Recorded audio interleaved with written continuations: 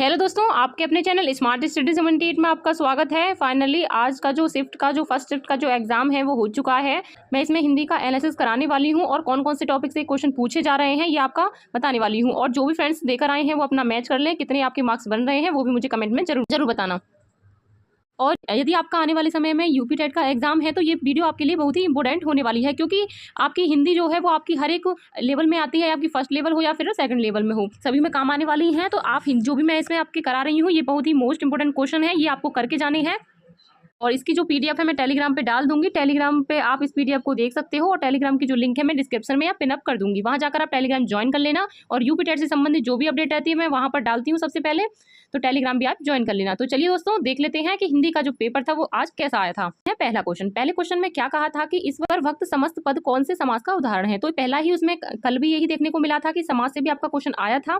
तो इसमें आपका पूछा गया है आपको ईश्वर भक्त के बारे में बताना है, तो कौन सा है ये। आपादान तत्पुरुष समास है, संबंध तत्पुरुष समास है, या फिर कर्म तत्पुरुष समास है, या संप्रदान तत्पुरुष समास है। तो आपके चार ऑप्शन वहां पर आपको देखने को मिले थे। जो इसमें जो इसका करेक्ट आंसर रहेगा वो आपका बी। जिस भी फ्रेंड्स ने बी लगाया है उनका एकदम करेक्ट आंसर है। अब चलते हैं 32वें नंबर क्वेश्चन पर। 32वें नंबर क्वेश्चन देख लेते हैं कि आपका आता है निम्नलिखित में से किस शब्द में अनुनासिका चंद्र बिंदु का प्रयोग शुद्ध है। यानी कि आपकी जो अनुनासिका लगी हुई है किसमें आपको शुद्ध देखने को मिली है, तो कौन सा एकदम करेक्ट है। तो इसका जो करेक्ट आंसर रहेगा वो आपका डी वाला, यानी कि गांव एकदम सही लिखा हुआ है। अब देखते हैं नेक्स्ट देख लेते हैं 33वें नंबर क्वेश्चन पर। तरणी और तरणी युग्म शब्दों का सही अर्थ बताइए। तो आपको बताना है, तो इसका जो होता है तरणी, इसका जो करेक्ट आंसर रहेगा वो आपका तरणी और यानी कि नौका और सूर्य और नौका होगा एकदम करेक्ट आंसर। ठीक है, अब चलते हैं 34वें नंबर क्वेश्चन पर। 34वें नंबर क्वेश्चन में पूछा था कि सूर्य का समानार्थी शब्द क्या है। सूर्य का समानार्थी शब्द क्या होता है, तो इसका जो करेक्ट आंसर रहेगा वो आपका बी रहने वाला है। जिस भी फ्रेंड्स ने 34वें में बी लगाया है उनका एकदम करेक्ट आंसर है। अब देख लेते हैं नेक्स्ट 35वें नंबर क्वेश्चन को देख लेते हैं कि सही वाक्य चुनिए। तो इसमें आपका सही वाक्य कौन सा लिखा हुआ है। इसमें आपके जो कॉमा लगे हुए हैं, इन्वर्टेड कॉमा भी है, तो आपको बताना है इसमें करेक्ट आंसर कौन सा रहेगा। तो इसमें जो करेक्ट आंसर था वो आपका, तो इसका जो करेक्ट आंसर है वो आपका ए रहने वाला है। ए एकदम करेक्ट आंसर है। उसने कहा मैं कल आऊंगा, तो एकदम राइट आंसर है। जिसने भी लगाया है उनका सही है। 35 में का ए राइट है। तो नेक्स्ट बात करते हैं आपकी 36वें नंबर क्वेश्चन की। तो 36वें नंबर क्वेश्चन क्या कहता है कि गार्गी मैत्रेय में क्रमंश प्रयोग हुआ है। तो किसका प्रयोग हुआ है, आपका जो इसका में करेक्ट आंसर था वो आपका सी था, क्योंकि रफार रे और तिरछी रेखा रे यानी कि दोनों का हुआ है, तो इसमें आपका सी एकदम करेक्ट आंसर है। हम चलते हैं 37वें नंबर क्वेश्चन पर। 37वें नंबर क्वेश्चन में कहता है कि मैं लड़के को वेद पढ़ाता हूँ, यानी कि मैं लड़के को वेद पढ़ाता हूँ। तो आपको इसमें कर्म बताना है कि कौन से कर्म हैं, तो कितने कर्म हैं। तो आपको बताना है कि लड़के को क्या पढ़ाता है, वेद, और इसमें आपके दो कर्म आपको देखने को मिलते हैं। तो आपका करेक्ट आंसर आपका बी रहेगा, 37वें का बी रहेगा। और नेक्स्ट देख लेते हैं 38वें नंबर क्वेश्चन को। 38वें नंबर क्वेश्चन क्या कहता है कि घुड़सवार कौन से समास का उदाहरण है। तो देखो मैंने बताया है कि समास से आपके क्वेश्चन आ रहे हैं। एक तो हो गया आपका समास और एक हो गया आपकी संधि। संधि से भी आपके क्वेश्चन आ रहे हैं। और एक हो गया आपके जैसे कि तत्सम तद्भव हो गया, और आपके देशज वगैरह ये इनसे यहाँ से क्वेश्चन आते हैं। और आपके शुद्धवर्तनी से क्वेश्चन आ रहे हैं। ये 4-5 टॉपिक ऐसे हैं कि हर एक शिफ्ट में आपको देखने को मिले हैं। तो आप यदि आपका आने वाले समय में पेपर है तो आप प्लीज़ इन सभी को जरूर करके जाइए, आपकी बहुत ही हेल्प होगी। अगर आप इनको करोगे तो आपके खुद के अच्छे नंबर आपको देखने को मिलेंगे। तो ये आप जरूर करके जाइए। तो अब देख लेते हैं यानी कि 38वें नंबर क्वेश्चन। तो 38वें नंबर क्वेश्चन में पूछा था कि घुड़सवार कौन से समास का उदाहरण है। तो घुड़सवार आपका कौन से समास का है।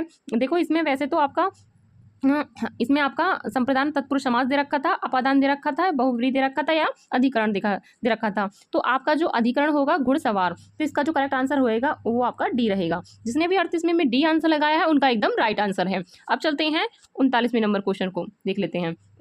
39वें नंबर क्वेश्चन ऊपर है, यहाँ से देखिए, यहाँ से देखिए, साइड से देखिए, यहाँ पे मैं टिक कर देती हूँ, ये यहाँ से देखिए। निम्न में से किसमें विस्मयादि बोधक चिन्ह का प्रयोग हुआ है, यानी उचित रूप से हुआ है। तो आपको बताना है कौन सा विस्मयादि बोधक क्या होता है। विस्मयादि बोधक होता है जिसमें हम आश्चर्यचकित रहते हैं, यानी कि खुशी अचानक से हो जाती है या फिर कोई गम हो जाता है, इस प्रकार का जो चिन्ह होते हैं वो दर्शाए जाते हैं विस्मयादि बोधक से। देखो होने को तो और भी है, लेकिन इसमें आपके क्वेश्चन वगैरह भी पूछे जाते हैं। तो इसमें जो आपका करेक्ट माना जाएगा वो आपका क्या बात है। तो इसमें आपका ये वाला एकदम राइट आंसर है। 39वें में ए एकदम करेक्ट रहेगा। और आगे मैं बात करती हूँ आपकी 40वें नंबर क्वेश्चन की। तो 40वें नंबर क्वेश्चन में बिल्कुल अभी ये बता के आ रही हूँ कि संधि से क्वेश्चन पूछे जा रहे हैं। मैंने कल इसका रिव्यू कराया था तो संधि से क्वेश्चन आए हुए हैं। मैं कल भी बता रही थी कि संधि से क्वेश्चन आपको करके जाने हैं। तत्सम तद्भव यही आपके कुछ टॉपिक हैं जो बार बार घूम रहे हैं, यहीं से आपके क्वेश्चन बन रहे हैं। तो 40वें नंबर क्वेश्चन में आपका पूछा है राज प्लस श्री का संधि विच्छेद यानी कि संधि रूप क्या है, यानी कि आपका संधि रूप बताना है क्या होगा, यानी कि अगर इनको मिला देंगे तो आपको क्या रूप देखने को मिलेगा। तो राजश्री ये आपका यानी कि राजश्री ये आपका एकदम करेक्ट आंसर है, यानी डी वाला एकदम राइट आंसर है। 41वें नंबर क्वेश्चन को देख लेते हैं। 41वें नंबर क्वेश्चन में क्या कहता है कि निम्नलिखित में से कौन सा तत्सम तद्भव का सही युग्म है। तो तत्सम और तद्भव दोनों आपको पता होने चाहिए। जो आपका तत्सम होता है वो आपका यानी कि संस्कृत के से कुछ शब्द होते हैं और तद्भव आपके हिंदी के होते हैं, तो आपको पता होनी चाहिए। तो आप देखिए कौन सा दांत, दंत तो हम वैसे भी दांत के लिए बोल देते हैं, ये बिल्कुल भी नहीं होगा।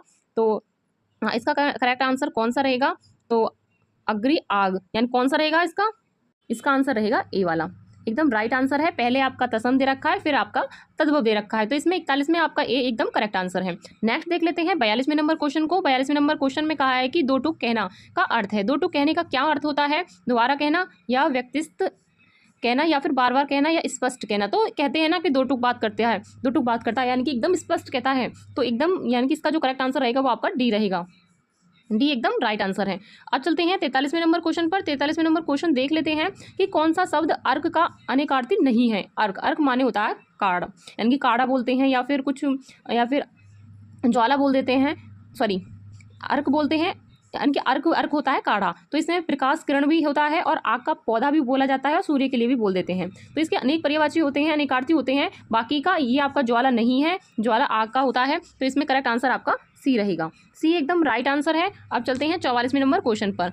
इत्र यानी इत्र युग्म शब्दों का सही अर्थ है, तो आपको बताना है। तो इसका इत्र का होगा अन्य और सुगंधित पदार्थ का होगा इत्र। सुगंधित इत्र का मतलब ही होता है ना सेंट, यानी सुगंधित पदार्थ ही तो होता है वो, तो आपका सी एकदम करेक्ट आंसर है इसमें आपका। 44वें में आपका सी एकदम राइट आंसर है। तो नेक्स्ट देख लेते हैं अगले क्वेश्चन को। 45वें नंबर क्वेश्चन को देख लेते हैं। 45वें नंबर में क्वेश्चन में पूछा है कि संयुक्त वाक्य पहचानिए। देखो आपको संयुक्त वाक्य पहचानना है। हमने मैकबेथ पढ़ा और उसका मंचन किया, यानी कि उसका मंचन किया, यानी कि अब सेकंड आता है कि मेरे घर काम करने वाला लड़का भाग गया। अब तीसरा ऑप्शन आता है जैसे ही हमने मैकबेथ पढ़ा वैसे ही उसका मंचन किया। और चौथा ऑप्शन आता है आपका जो लड़का मेरे घर पर काम करता है वह भाग गया। तो देखिए संयुक्त वाक्य कौन सा होता है जिसमें आपके जैसे कि कंजक्शन वो जुड़े रहते हैं ना, जैसे कि और पर ऐसे करके जुड़े रहते हैं और क्योंकि ऐसे करके जुड़े रहते हैं, वो आपके संयुक्त वाक्य होते हैं। तो आप खुद बता दीजिए इसमें कोई ऐसा वाक्य आपको दिखाई दे रहा है, इसमें दिखाई दे रहा है और, तो इसमें इसलिए इसका करेक्ट आंसर आपका 45 में का ए रहेगा। अब देखते हैं नेक्स्ट क्वेश्चन। 40वां क्वेश्चन देख लेते हैं। इसमें आपका निपात पूछा है, तो आपको निपात बताना है। निम्नलिखित में से सही निपात युक्त वाक्य चयन कीजिए। तो आपको निपात बताना है। निपात वो वाक्य होते हैं जब किसी वाक्य यानी कोई भी सेंटेंस यानी बोला जाता है तो उस पर जोर डाला जाता है कि इसने ऐसे कोई काम कर रहा है तो हम बोलेंगे कि वह काम कर रहा है, वह काम उसने ही किया है, यानी कि इस तरह जोर डाल के बोलते हैं। तो आप खुद ही आप वाक्य पढ़िए। राघव शीघ्र लौटेगा, बूंद बूंद से घड़ा भरता है। राहुल भी अच्छा खिलाड़ी है या बंदर ऊपर बैठा है। तो आपको बताना है राहुल भी, तो राहुल भी अच्छा खिलाड़ी है, तो इसमें जोर डाला जा रहा है ना, भी से आपको पता चल रहा है कि इस पर आप जोर डाला जाता है कि ये भी एक अच्छा खिलाड़ी है, तो इसलिए इसका करेक्ट आंसर आपका सी रहेगा। तो आपको अब बताना है आपका इनमें से देश शब्द कौन सा है। तो देश शब्द आपका लिखा हुआ है बिल्कुल सामने, एकदम करेक्ट आंसर भी लगा हुआ है इसमें आपका पगड़ी। पगड़ी आपका देश शब्द है और देखिए ये आपका सूर्य हो गया, हस्त हो गया, अम्र यानी तत्सम हो गया, ये आपके तत्सम में आते हैं और बाकी का इसका करेक्ट आंसर आपका बी रहेगा। अब चलते हैं 48वें नंबर क्वेश्चन पर। नीचे देखिए 48वें नंबर क्वेश्चन देख लेते हैं। 48वें नंबर क्वेश्चन कहता है कि अनुस्वार का उच्चारण कहाँ से होता है। तो अनुस्वार का जो उच्चारण होता है वो कहाँ से होता है, तो इसका जो करेक्ट आंसर रहेगा नाक और मुंह दोनों से, एकदम करेक्ट आंसर है। आप चलते हैं 49वें नंबर क्वेश्चन पर। निम्नलिखित में से परिणामवाचक क्रिया विशेषण कौन सा है। क्रिया विशेषण, परिणामवाचक क्रिया विशेषण वो होती है जो क्रिया की विशेषता को बताती है और परिणाम में आपके नाप तोल वगैरह आते हैं, ये यानी कि उनकी विशेषता आती है। तो इसमें आपका काटने की गति, बढ़ी, पेड़ों को या खूब आता है आपका, यानी परिणाम में आपका खूब आता है, एकदम राइट आंसर है। और 20वें में देख लेते हैं कि अकर्मक क्रिया का सही उदाहरण चुनिए। तो अकर्मक क्रिया का जो सही उदाहरण है वो कौन सा है, तुम्हारा जी ललचाता है, और या फिर आपका मैं घड़ा भरता हूँ, या किशोर को मारा मैं पानी भरता हूँ।